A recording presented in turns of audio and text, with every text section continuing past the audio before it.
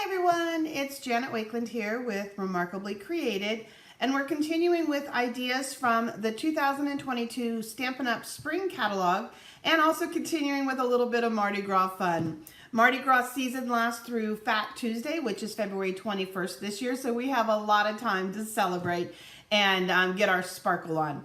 So I'm going to flip the camera around and we're going to take a look at, some more great products in the 2023 holiday or spring catalog. This one here that debuted on January 5th and goes through April 30th. So we have our really fun taco set, really cute set. You'll see this icon down here sometimes on some of our stamp sets. When a demonstrator achieves $1 million in career sales, they get to help design a stamp set. And so this one was designed by Erica Serwin out of Texas, and it's just a really fun set. I used it to create the winter card. You're going to want to look for this card throughout the month of January. Outside of this party, I have a special graphic that ties into the exact same graphic you've been seeing.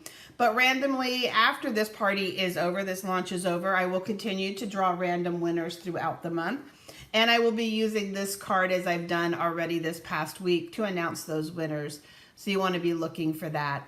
Again, pulling in those ABC stamps, guys. They're just so versatile. Those strips of paper use up those scraps.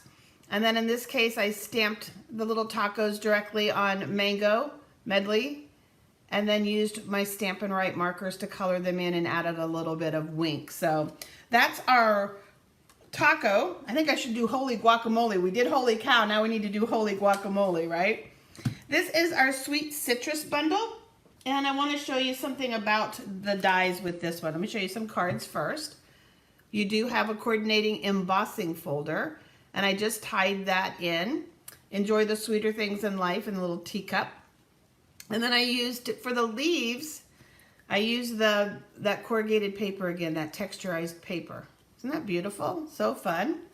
And then for this one, the moment I saw the lemons, I remembered that we had that lemon paper in the Tea Designer series that's in the annual catalog, so it's perfect, sending you a big squeeze and the two texturized lemons.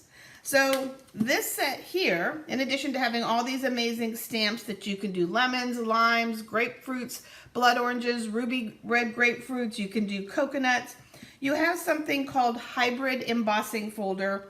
And what that means is that you do have this embossing folder, the one that you saw, and this is what it looks like without anything on it, but you can just see all of the great images. And then you have a set of dies, and this set of dies will cut a section of these out for you to use.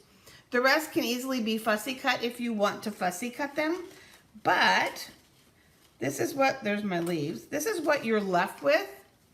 Don't hesitate to put a piece of cardstock over here and make it look like, for all you know, there's a lemon or a lime missing under this circle, right? I could have cut it out. You don't know that. So once you cut all these out, don't waste these either by freehand cutting them or simply using this whole piece and layering another square or piece of paper over top of it. So that's our hybrid folders. That's something that's been relatively new to Stampin' Up, and it's a lot of fun. And I just cut them in some different colors, wanting to see what they look like. The other thing that's fun, and I guess I didn't bring the stamps to it, but there are then stamps that you can see here, like if I was to stamp these four, I can die cut them, okay? So, well, 3 of them, and then this one would be the leaves. But I have the dies for them then. Same thing here, okay? So the dies work. And then you have the dies for the flowers. So that's what a hybrid embossing folder is, if you've ever been curious. Let's keep looking at some more product here. The Rainy Day is another one of those sweets with an I Want It All button that qualifies you for a celebration item through February 28th. Again, all of the products in sweets, the I Want It All button, everything that you see collected together as coordinating product or individually. And then when you flip the page over, you can, oh, in this case, they didn't do it full size. Usually on the back side is the one full size. I apologize. So there you will see the actual sizes of them. And then just some fun samples that I did from the Sweet Life video. The paper in this suite has a shine to it. When you look at the description, it says UV coating, and that's just what the shine is. And a lot of the images cut out with the dies. You can cut a lot of images out of the designer paper, such as this sweet turtle, pretty paper, that embossing folder with the teardrops, or teardrops, raindrops. Raindrops and teardrops sometimes feel like the same thing though, don't they? You can cut the little bunny. There's a little stump. And you can cut the bunny again, I mentioned. There's a sweet kite in that set. So lots and lots of fun pieces in this set. Again, it's another what I call cute set that I fell for. And normally not my style, but this one is just, I mean, this is just so fresh. And so I had to have it. And the fact that I can cut images out of the designer paper when I need a card in a hurry just makes it all the more like I have to have it kind of thing for me. Moving on as we keep looking through. I didn't bring any samples through with the Easter Bunny. I wasn't thinking Easter Bunny yet, but I do have this set. So this is a great set, even without the Easter thoughts. Great bunnies to put with your carrots, great bunny to put in the gardens of flowers and things like that. And there is a punch that will punch this specific bunny out. If you're new to Stampin' Up's catalogs, and it may show on the screen, this looks a little darker than these. So when there's a die or a punch that coordinates with an image on the page, it will have that darkened look, okay? It will be kind of shadowed in, so you'll see that. Great variety of greetings. I actually keep this one on my desktop right now because I've just really been using the heck out of it, and you've seen it on lots of cards without realizing that this is what it is. And again, you can get the stamps and the punch to coordinate, saving 10%, or you can get just one or the other. I love that there's no have-tos. Beautiful Easter set coming. And then we have our Dainty Designs, our Dainty Delight. The Dainty Delight bundle actually has a coordinating celebration product. It has these beautiful celebration papers. They're actually 12 by 12, but I have them cut down just to make it easier to present on the camera. So you have these beautiful, just kind of dainty floral designs. And then you have some beautiful prints on the back side of the dainty flowers. And this is where the two cards I'm going to show you came from that side of the paper. But that is a coordinating set. So let me show you the two cards. This is the first one. And this one has a fun background. It's our time-worn embossing folder, so going back to that annual catalog. And then this border here and this scalloped is our scallop contour dies.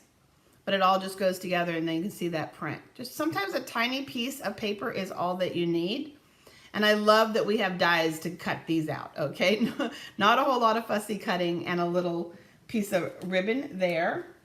And then this one, I haven't decided on the greeting for this one yet, but I used just the dies, and at the end of this video, I'm gonna show you how I created this look, because you're gonna see it in just a second. And just a little piece of that paper cut with the same, playing with the same scallops. And then this is our watercolor paper, okay? It's something that I've been using a lot. It's what I use to create this look. You're gonna, again, see that demo in just a second. And so playing a little bit more with that. If you're going to layer with the watercolor paper, I have found that our shimmer white layers best as far as coordination. It's too bright for vanilla and too dull for basic white. So the shimmer white actually makes for the nice layer. So we'll demo that in just a second. Stay tuned, because it ties into another set that I'm gonna show you. Another fun, great greeting, the You Did It. That's where the You Did It from the Holy Cow card came from yesterday. So some nice, fun, kind of cheeky greetings to use. And then we have our beautiful Ginkgo Branch bundle. And let me show you the samples that I did with that. So in this case, I stamped with Granny Apple Green directly on the card. I cut the die with vellum. And then I went ahead and I just brushed over the ink with the water painter. And that caused the ink to bleed, giving it a little bit of the green. And then just used a little bit the ink in the water blender for the blue behind. And or with sympathy, just a little bit of yellow behind that to pop the greeting. And that's here in this case, we created a Valentine with this. These leaves reminded me of hearts. So I embossed it in white, and then I used the blending brush with Melon Mambo and brushed that on. Added a little bit of ribbon. In this case, it's 2 ribbons. I don't know if you can see that. So I layered 2 ribbons. I wanted just a little extra. And then we have heart-shaped pearls. And I added some of the heart-shaped pearls in on this card. So, and I can see that that one shifted a little bit. So had those. And then I wanted to figure out how they made this card in the catalog, and that's part of this demonstration, because I think I figured it out. If they do it differently, I'd love to know, but I will show you how I figured out how to recreate this look here in a second. So here's the card, and look how pretty that is. Colored all the dies. We've got Thinking of You, the ribbon. And so again, that's one of the fun things about having a paper catalog in your hand, is having these ideas to inspire you.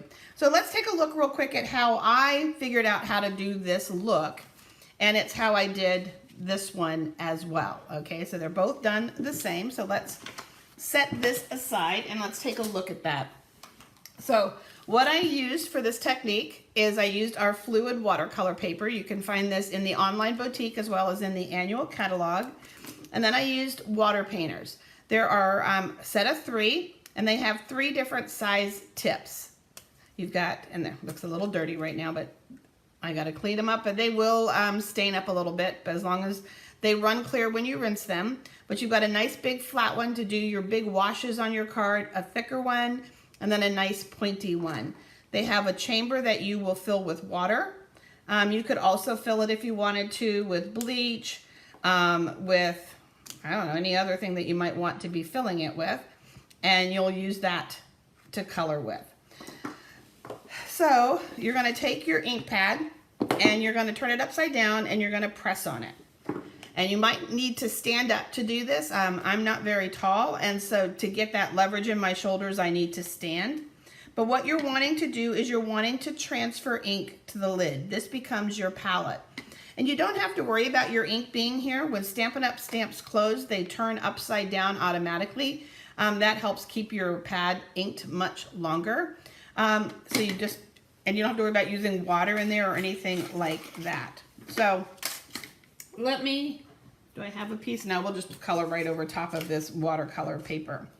So I have a couple of pieces cut, and I am loving this. You're probably going to see, I don't know about you guys, but when I find something new, like a new technique or something, I kind of get hooked on it. And this is one that I am definitely hooked on, so you'll start seeing some samples with it. So here I've got the piece die cut from the watercolor paper, and I'm going to squeeze a little bit of water down into here, and I can mix it around. And I'm literally just going to start to paint on this. And I've kind of just always give it a good coating first, and it'll start to soak in and start to dry up pretty quick, so that by the time I get down here to the bottom of it, I can go back and I can add a little darker color for contrast, for shading. But it's just kind of a really nice look. You don't have any, ink lines, any outlines, anything like that by using your watercolor paper. And as I was looking around through Stampin' Up's, dies, my dies and things like that, I realized that there's a lot of dies that are going to easily be watercolored. And here you can see the shading and stuff. So as it's starting to dry, I can come back in here, grab a little bit more, maybe a little darker, and add that in. Can you guys hear the rain? It is crazy. Let me hold this up so that you can see it. You can also do multi-tone, so let's set this one aside. And let's come in here and let's just do the leaves, nothing else. I mean, you can color away like crazy. Some of you definitely have that watercolor, that paint, the ability to draw, all of that. I stamp because I can't even draw a stick figure. And so I love that somebody already has, whether it's the design in a die or the design in a stamp done for me, and I can come in. And some of you also have a really good eye for shading, But in this technique, I'm really not trying to do a whole lot of shading. I just kind of want that watercolor look that you see here. So I've got the leaves. I can come back in and darken them, but let's just close this up. I'll play with this a little more later, but just trying to give you an idea. So in this case now I have crumb cake. And let's just make sure my brush is clean. We'll put a little bit of the water in here. And now I'm gonna do the stems just for contrast with the crumb cake, so that it's kind of more of a woodsy stem, like a branch that you would use for the birds or something like that. So let me flip this around so you can see that contrast. So just a really fun technique, guys, something new maybe that some of you haven't tried. I'm always looking for new things myself, new ways to use my dies and things like that. So look for those nice solid pieces that you can tell exactly what they are. Obviously a die like this that's meant to cut out the image, if you started watercoloring that, you wouldn't know what it was. But there's lots of dies that are, you know, leaves and flowers. I mean, I know exactly what this die is, so that makes it really easy to watercolor and to give you that look. So again, the products are your water painters, and you can find those in the online store. Just put water painters, and then the fun, the fluid watercolor paper. And I'll tell you guys, this cuts really, really nice. It's a little thicker paper, but it does cut really, really nice. I had no issue cutting these detailed images out. So thanks for stopping by. And Holly says, Kathleen says it's sunny in Florida. Well, the rain's coming your way, I bet. It is just coming down in buckets here. So looks like we easily have had about an inch already. So crazy, crazy weather, but it's not gonna stop me because it's not a thunderstorm. So I will be back at 11 o'clock with more samples and more ideas for you guys. See ya.